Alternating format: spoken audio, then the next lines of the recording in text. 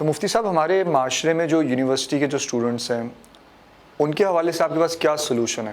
یعنی کہ وہ ایک لڑکا لڑکی 18 سال کی عمر سے لے کے 24 سال کی عمر تک یونیورسٹیز میں پڑھ رہے ہوتے ہیں ساتھ، اور کیونکہ آج کل انٹریکشن بھی بہت زیادہ ہے اور یہ ایک بہت ہی ینگ ایج ہوتی ہے جب انسان کے اندر ایک جنسی جو اس کی قوت ہے یا مادہ ہے بہت ہی ہائٹ پہ ہوتی ہے، تو اس سچویشن میں آپ کیا سمجھتے ہیں کہ ایک شخص کیسے اپنی عفت جو ہے پاک دامنی اس کو بچائے؟ کیونکہ نہ والدین نکاح کے لیے راضی ہوں گے لڑکے کی طرف سے بھی لڑکی کی طرف سے بھی، تو کیا اس سچویشن میں وہ آپس میں کیا خود سے نکاح کر سکتے ہیں؟ آپ کیا سمجھتے ہیں، کیا اس کی کیا گنجائش ہے شریعت میں؟ یہ جو آپ نے سوال کیا ہے کہ ایک یونیورسٹیوں میں وہ شادی تو نہیں کر سکتا ان حالات میں کیونکہ جاب لیس ہے، وہ تعلیم میں ہے، اور وہ پھر لیکن اس کی کو ایجوکیشن کا آج کل معمول ہے، تو اس میں لڑکیوں کی طرف اس کی توجہ بھی جاتی ہے، دوستیاں بھی ہوتی ہیں، ایک نظر آ رہا ہے معاشرے میں۔ پہلی بات تو یہ کو ایجوکیشن کا یہ نظام ختم ہونا چاہیے۔ ہم نے تو یہاں تک سنا ہے کہ انگریز اس کے خلاف ہوتے جا رہے ہیں، کو ایجوکیشن کے خلاف۔ دوسرا اس کا حل یہ ہے جو اسلام نے دیا ہے کہ آپ جب اس پڑھائی کے دوران 10 لڑکیوں سے دوستی لگا سکتے ہیں تو ایک لڑکی سے نکاح کیوں نہیں کر سکتے آپ؟ نکاح ایجاب و قبول کا نام ہے، 2 گواہوں کی موجودگی میں۔ رہا یہ مسئلہ کہ آپ اس کے خرچے کیسے اٹھائیں گے، تو گرل فرینڈ کے جیسے آپ خرچے اٹھا سکتے ہیں، بیوی کے کیوں نہیں اٹھا سکتے؟ اس کو یہ بتا دیا جائے کہ بھائی میں ابھی جاب لیس ہوں، آپ مجھ سے زیادہ کا مطالبہ نہ کریں، مجھ سے جو ہے نا میں یہ آپ کے ساتھ بس اتنا کمپرومائز کر سکتا ہوں میں۔ تو یہ جو ہے کہ لڑکے کے والدین بھی نکاح نہیں کرنے دیں گے، لڑکی کے والدین بھی نکاح نہیں کرنے دیں گے۔ دیکھیں کچھ چیزیں ایسی ہوتی ہیں جو انسان کے بنیادی حقوق ہیں، اس میں والدین کو روکنے کی اجازت نہیں ہے۔ آپ کو بھوک لگی آپ کھانا کھا سکتے ہیں، اگر آپ کے والدین کہتے ہیں کہ آپ نہیں کھائیں کھانا تو یہ والدین کی ایسی فرم برداری ہے جو آپ پر لازم نہیں ہے کیونکہ بنیادی حقوق ہیں۔ اسی طرح جب لڑکا بالغ ہو جائے یا لڑکی بالغ ہو جائے، ان میں سیکچول ڈیزائر پیدا ہو چکی ہیں، ان کو بعض دفعہ اولاد کی بھی خواہش ہوتی ہے، ایک دوسرے سے ملنے کی بھی خواہش ہوتی ہے۔ اب والدین کو شریعت یہاں تو کہتی ہے کہ لڑکی کے والد کو شریعت یہ کہتی ہے کہ آپ سلیکٹ کریں اس کے لیے رشتہ اچھا، اور لڑکی کو شریعت یہ کہتی ہے کہ آپ اپنے والد کی مرضی کے بغیر نہ کریں، یعنی جہاں والد چاہ رہے ہیں وہاں کریں۔ یہ تو کہتی ہے کہ والد کیونکہ اس کا تجربہ زیادہ ہے، لیکن ہو یہ رہا ہے والدین اس کا ناجائز فائدہ یہ اٹھا رہے ہیں کہ والد صاحب یہ چاہ ہی نہیں رہے کہ شادی ہو اس کی، یعنی وہ کہتے ہیں کہ نہ یہاں کرو نہ وہاں کرو، حالانکہ شریعت نے یہ کہا تھا بھائی یہاں نہیں تو پھر وہاں کر دو، وہاں نہیں تو آپ والد یہاں جہاں یعنی جس کو رشتے کو ترجیح دے رہا ہے تو بیٹی کو چاہیے کہ اپنے باپ کی رائے کو فالو کرے، لیکن ہو یہ رہا ہے کہ باپ یہ کہہ رہا ہے کہ ابھی آپ نے کرنی نہیں ہے۔ یاد رکھیں ایسی صورت میں لڑکی پر باپ کی اطاعت واجب نہیں ہے، کیونکہ شریعت نے باپ کو ولی جو بنایا ہے بیٹی کا وہ شادی کرنے کے لیے بنایا ہے، شادی نہیں کرنے کے لیے نہیں بنایا۔ ایسی صورت میں وہ کورٹ میرج کر سکتی ہے، مسئلہ یہی ہے، شریعت کا مسئلہ میں نے آپ کو بتا دیا۔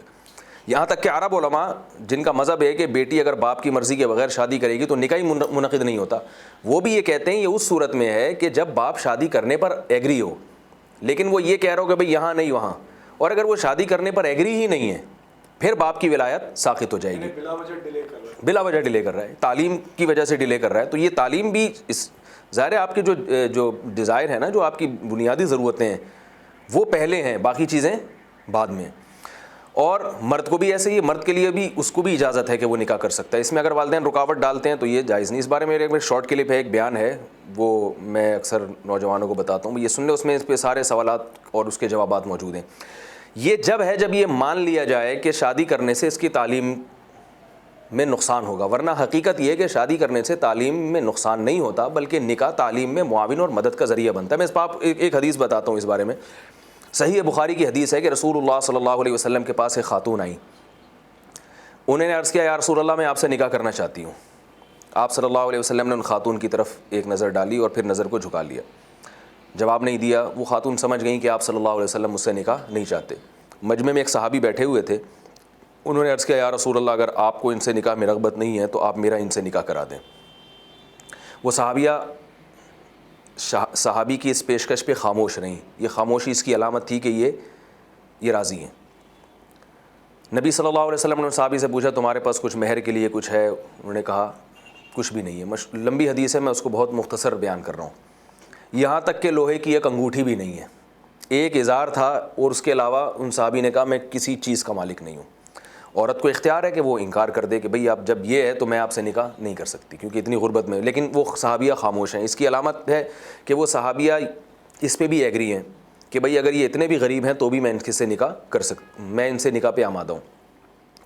جب ان کے پاس کچھ بھی نہیں تھا تو رسول اللہ صلی اللہ علیہ وسلم نے ان صحابی سے فرمایا کہ کیا تمہیں کچھ قرآن مجید کی صورتیں یاد ہیں؟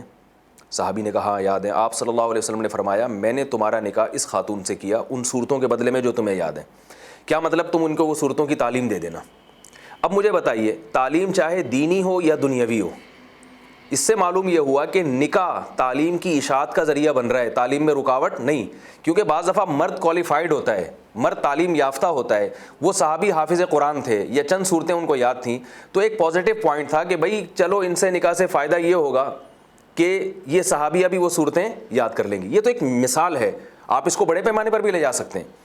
یونیورسٹی کا ایک لڑکا ہے, وہ اس کو تکرار کے لیے اور یعنی علمی مذاکرے کے لیے کوئی دوست چاہیے, کوئی اگر وہ بیوی مل جائے اسے تو اس سے بڑی کیا نعمت ہوگی. وہ جا کے اپنے دوستوں کے ساتھ اس کا تکرار کرتا ہے اور سبق کو ریوائز کرتا ہے, تو اس کو اگر اس کی بیوی مل جائے تو اس میں اس کا بھی فائدہ ہے, اس کی بیوی کا بھی فائدہ ہے. تو وہی گرل فرینڈ کے ساتھ تو آج کل میں دیکھ رہا ہوں کہ جناب میں نے وہ مجھ سے لوگ مسئلہ ہی پوچھتے ہیں کہ میں اپنی جو ہے میری گرل فرینڈ ہے یونیورسٹی میں اس کے ساتھ سبق شیئر کرتا ہوں تو اس میں اس کو بھی فائدہ ہوتا ہے, مجھے بھی فائدہ ہوتا ہے, یہ اسلام میں جائز ہے. میں کہتا ہوں بھائی آپ اس سے نکاح کر لیں, آپ اس کو بیوی بنا لیں, پھر آپ اس سے یہ سبق اپنا شیئر کر سکتے ہیں. اس میں تعلیم اس کا بھی فائدہ ہے, وہ بھی آپ سے سیکھے گی. بعض دفعہ اس کی فیلڈ کوئی اور ہے, آپ کی فیلڈ کچھ اور ہے, تو اس سے آپ کے مطلب کی وہ اپنے مطلب کی چیزیں آپ سے سیکھے گی, آپ اس کو اپنے مطلب کی چیزیں آپ اس سے سیکھیں گے. تو جیسے عورت تجارت میں معاون اور مددگار بنتی ہے میاں بیوی ایک دوسرے کے, ایسے تعلیم میں بھی معاون اور مددگار بن سکتے ہیں. لیکن ہمارے یہاں اس کو ہوا بنا دیا گیا, شادی ہوگی تو پتہ نہیں کیا ہو جائے گا. کچھ بھی نہیں ہوگا, ایک ایجاب و قبول ہے 2 گواہوں کی موجودگی میں, اس کے بعد دونوں ایک دوسرے کے لیے حلال ہیں. اور وہ ٹھیک ہے اگر مرد اس کے سارے خرچے نہیں اٹھا سکتا تو مرد کہتے ہیں بھائی ابھی جب تک تعلیم ہے میں آپ کے اتنے اٹھا سکتا ہوں, اس سے زیادہ خرچے میں آپ کے نہیں اٹھا سکتا, تو اسی میں آپ آمادہ ہو جائیں. ہاں جب میں جاب پہ آ جاؤں گا تو پھر پوری ذمہ داری میں آپ کی اٹھاؤں گا. تو اگر اس بنیاد پر وہ نکاح کر لے گی تو ایک عورت کو ایک شوہر کا سہارا بھی مل جائے گا, زنا سے بھی بچ جائے گی, مرد کی توجہ ادھر ادھر جو لڑکیوں کی طرف جا رہی ہے وہ بھی مرکوز ہو جائے گی, لڑکی کی توجہ جو بوائے فرینڈ کی طرف جا رہی ہے وہ بھی مرکوز ہو جائے گی, اور تعلیم کے شعبے میں یہ ایک دوسرے کی مدد کر سکیں گے. لیکن ظاہر بات ہے کہ یہ باتیں ہیں, جب عملی طور پر کوئی جاتا ہے تو والدین رکاوٹ ڈالتے ہیں اور معاشرہ اس کو قبول نہیں کرتا. تو یہ جو ہم بات اتنی کر رہے ہیں سب یہی سمجھانے کے لیے کہ معاشرے کو چاہیے کہ اسے قبول کرے, اس میں کسی کا نقصان نہیں ہے, اس میں دونوں پارٹیوں کا فائدہ ہے.